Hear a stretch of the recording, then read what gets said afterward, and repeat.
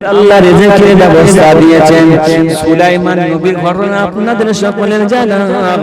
হযরত নবী সুলাইমান আলাইহিস সালাম তিনি আমার রবের সঙ্গে এই কথাটাই বলেছিলেন, রব্বি আল্লাহ, আমি আপনার সকল মখলুককে একবেলা খাওয়াতে চাই। আমার আল্লাহ বলেছে, সুলাইমান খবরদার পারবি না, কারণ তোর রিজিকে কুলাবে না। আমি আল্লাহ পাক আমার মখলুককে আলাদা আলাদা প্রসেসে খাবার দিয়ে থাকি। সুলাইমান নবী আবেগ বশত রবকে বলেছেন, রব্বি আল্লাহ পাক, না আমরা পারবো। এই সময় সুলাইমান নবীর কথাটাকে আমার আল্লাহ বলেছিলেন, রে সুলাইমান, তোর কাছে আমি এই মখলুকগুলোকে দিলাম, অবশ্যই মখলুকগুলোকে একটু খাওয়াও। এমন করে 8 দিন ধরে যার আইটেম শুরু হলো, হাঁড়ি ডেকচি পাতিল কত কিছু সব জোগাড় করা হলো। রান্নার জন্য বড় বড় এমন করে পাহাড় সম পরিমাণ রান্নার জন্য খাদ্য সামগ্রীগুলো জোগাড় করা হলো। এমন করে যখন রান্না শুরু হলো, রান্না শুরু করে দিয়ে এবারে খাবারগুলো একটার পর একটা ঢেলে রাখা হলো। মরুভূমি এতটা পরিমাণ ছেপিয়ে গেল, কিন্তু পাহাড় সম পরিমাণ তার খাবার হলে কি, সমুদ্র থেকে একটা মাছ এসে বলেছিল, সুলাইমান পেটের ভিতরে বড় ক্ষুধা, আমাকে কিছু খাবার দাও, আমাকে কিছু খাবার দাও। সুলাইমান নবী বলেছিলেন, এই না, এখানে খাবার রান্না করে সব কিছুকে ঢেলে ধুয়ে দেওয়া আছে, তুমি ওখান থেকে যত পারো খাও। সুলাইমান নবী যখন বললেন, মাছটা সঙ্গে সঙ্গে একদিক দিয়ে খাওয়া শুরু করলেন। দেখতে পাওয়া যায় এক মুহূর্তের ভিতরে এক লোকমাতে পুরো খাবারটা ফিনিশ হয়ে গেছে। সুলাইমান নবী লজ্জায় পড়ে গেলেন, রব্বি আল্লাহ পাক, পৃথিবীর জমিনে আমি সমস্ত মখলুককে খাবার খাওয়াবো বলেছিলাম। আল্লাহ বলেছিলেন, সুলাইমান পারবি না, তোকে তো আমি এতবার সিগন্যাল দিলাম, কেন তুই আমার কথাকে মানলি না? আমার আল্লাহ যেটা বলে সেটা তোমাকে মানতে হবে।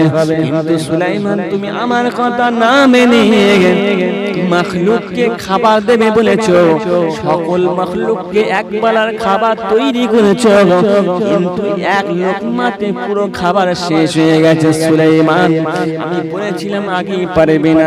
সুলাইমান নবী সিজদায় পড়ে অঝর নয়নে কাঁদতে লাগে, আল্লাহ পাক আমাকে ক্ষমা করুন, আমাকে মাফ করে দিন, আমি আর জীবনে কোনো মখলুককে খাবার এই রকম আইটেম আর দাওয়াত কখনোই দেব না, কখনোই দেব না। আমার আল্লাহ আলাদা আলাদা সিস্টেমে খাওয়া। এক ফকির এলাকায় কুকুরের সাথে দেখা, কুকুর বলছে, দাঁড়াও তো, তোমার স্বভাব খুব খারাপ, তোমরা না এইরকম করে থলে নিয়ে আর পাড়ায় পাড়ায় গিয়ে মানুষের কাছে গিয়ে দাও দাও দাও দাও, কিরকম স্বভাব তোমাদের? ফকির বলছে, আমরা তো চাই মানুষের বাড়ি বাড়ি গিয়ে, আমরা তো থলি নিয়ে তোর কাছে কি চাইনি। কুকুর বলছে, শোন, তোদের স্বভাব খারাপ হতে হতে এখন দেখতে পাচ্ছি এই দক্ষিণ পাড়া, উত্তর পাড়া, মোল্লা পাড়া, মল্লিক পাড়া, সব পাড়া ভিক্ষা আরম্ভ করে দিয়েছে। আর আমরা কুকুর যে বাড়িতে যেতাম আগে হয়তো দু একটা হাড় হাড্ডি পেতাম, এখন তার কিছুই পাই, আমাদের খাওয়াই ঠিক। ফকির বলছে, শোন কুকুর, বেশি বাড়াবাড়ি করবি না, করলে কিন্তু থমনা আলাদা থাকবে না। আর কুকুর বলে, ফকির তোর তো বারবারন তো বেশি, কারণ তুই আমাকে মারবি, আমরা এমন একটা কামড় দেবো যেখানে 14টা ভ্যাকসিন দিলেও তোদের রোগ সারবে না। তাই নাকি? বলে, হ্যাঁ।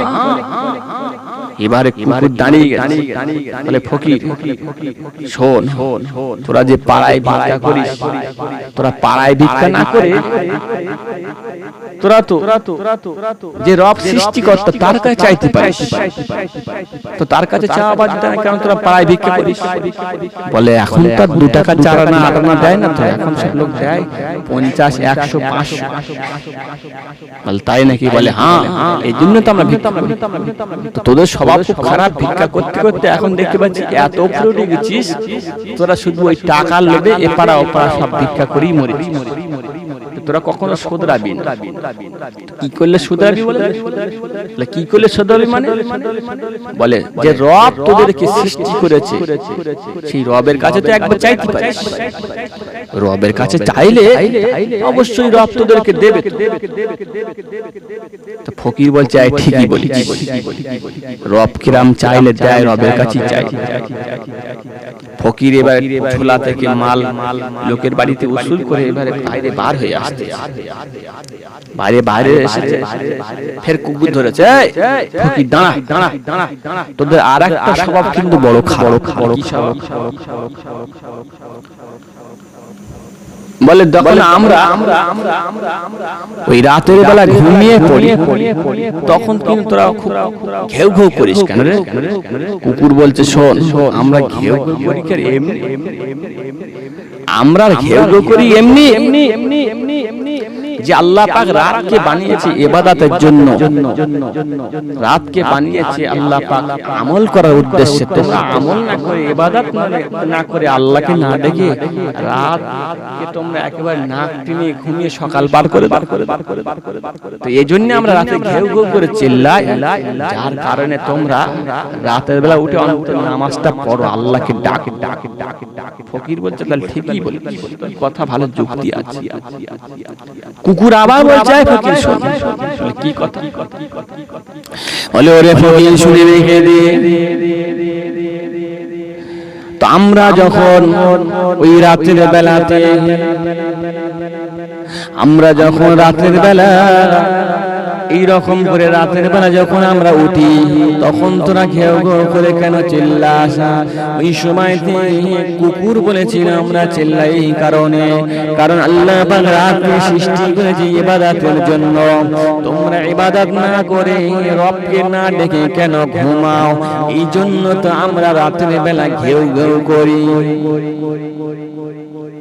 ফকির বলছি তাহলে ঠিকই আছে। 3 নম্বর স্বভাবটা কি বলছি? কুকুর বলছে শোন, 3 নম্বর স্বভাব হলো এইটাই।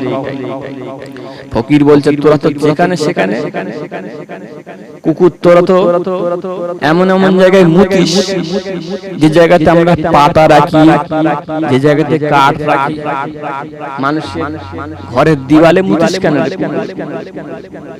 কুকুর ওই সময় ফকিরকে জবাব দিচ্ছে, এ ফকির শুনে রেখে দে, আমরা আল্লাহর মাখলুক কুকুর হতে পারি, কিন্তু আমাদের স্বভাব এতটা খারাপ নয়, আমাদের স্বভাবটা এতটাই নিকৃষ্ট নয়। আমরা কুকুর যখন পেশাব করি, আমরা কুকুর যখন জমিনে পেশাব করি অবশ্যই ভেবে চিন্তে পেশাব করি। আমরা কুকুর যখন পেশাব করি মানুষের পাতার ডালে গিয়ে পেশাব করি। আমরা কুকুর যখন পেশাব করি কাঠের ডালে পেশাব করি, এমন করে ঘরের দেওয়ালাতে পেশাব করি। কিন্তু আমরা তোদের মতো তো জমিনে পেশাব করি না, কারণ জমিনটা আল্লাহ এত সুন্দর পবিত্র জায়গা, যে জায়গাতে আল্লাহ পাকের মাখলুক, আল্লাহ পাকের সৃষ্টি জীবে মানুষ সব সময় আল্লাহকে সিজদা করে, ওই জায়গাতে তোরা কিভাবে পেশাব করি? অতএব আমরা কুকুর হলেও কি হবে, আমাদের এতটুকু জ্ঞান আছে, শক্তি আছে। আমরা জমিনে পেশাব করি না তোদের মতো, আমরা পেশাব করি মানুষের পাতা টালে, দেওয়ালেতে, আমরা পেশাব করি কাঠের টালে। তবে আমরা তোদের থেকে অনেকটাই কিন্তু শিক্ষিত, তোদের থেকে আমরা অনেক শিক্ষিত। কুকুর মাত্র পোষা যায় কটা কারণে? 2টো কারণে। কটা কারণ? 2টো। 1 নম্বর কারণ হলো তোমার বাড়ি পাহারা দেবে, তোমার বাড়ি পাহারা দেবে, তোমার বাড়িকে লক্ষ্য রাখবে দরওয়ান হিসেবে। আর আপনি ওই কুকুরটাকে আপনি আপনার বাড়িকে পুষে রাখতে পারবেন, যে কুকুরটা কাউকে কামড়ায় না, যে কুকুরটা কোন জায়গাতে নোংরা খায় না, ওই রকম কুকুরকে আপনি পুষতে পারেন। আর একটা কুকুর পুষতে হবে কিসের জন্য? এটা হলো শিক্ষিত কুকুর, যার ভদ্র, যার নম্র, ওই রকম কুকুরকে আপনি পুষতে পারবেন, বাড়ি রাখতে পারবেন দরওয়ান হিসেবে। তবে হাদিস শরীফে এসেছে যদি কোনো বাড়িতে কুকুর থাকে আল্লাহর ফেরেশতা আসে। কথা বুঝতে পারছেন? তাহলে কুকুর আল্লাহর সৃষ্টিজীব মাখলুক হলেও তার কিন্তু জ্ঞান আছে, কিন্তু আমাদের জ্ঞান, আমরা কি মানুষ হয়েছি। ও মুসলমান, একটু ভালো করে বোঝার চেষ্টা করবেন। আর কয়েক মাস পরে জানুয়ারি মাস আসবে। এই জানুয়ারি মাস আসলে মুসলমানদের করণীয় হলো আল্লাহর ইবাদত করা, আমল করা, তাসবিহ পড়া, জিকির করা, ফিকির করা। জানুয়ারি মাস আসলে নাচার নাম জানুয়ারি না। জানুয়ারি মাস আসলে দ্বীন ইসলামটাকে তোমাকে শিক্ষা করা, কোরআন পড়া, এর নাম হলো ইসলামটাকে বাঁচানো। তোমার দ্বারা যদি ইসলাম শেষ হয়ে যায় কিয়ামতের ময়দানে আল্লাহর দরবারে জবাবদিহি করতে হবে। কারণ ইসলামটা এসেছে এত সুন্দরভাবে, ইসলাম কিন্তু প্রতিষ্ঠিত করতে গিয়ে নবী পাকের রক্ত ঝরেছে, রাসূলুল্লাহর রক্ত শরীর থেকে বার হয়েছে। নবী মক্কা ইসলাম প্রচার করতে গিয়েছিল, নবী তায়েফে গিয়েছিল, সেখানে নবীকে তোমার মেরেছিল। আমার নবী কষ্ট সহ্য করে তাদের জন্য দোয়া দিয়েছিল।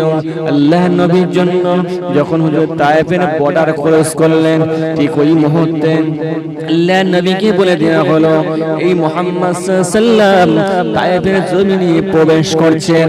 এই কথাটা যখন তাদের সর্দারদের কানে পৌঁছে গেল, তারা সঙ্গে সঙ্গে একে অপরের সঙ্গে পরামর্শ করল, মক্কা থেকে এমন একজন ব্যক্তি আমাদের তায়েফের জমিনে আসতেছে, আমাদের তায়েফের জমিনের মানুষদেরকে আমাদের ধর্ম থেকে ঘুরিয়ে তার ধর্মের দিকে নিয়ে যাবে।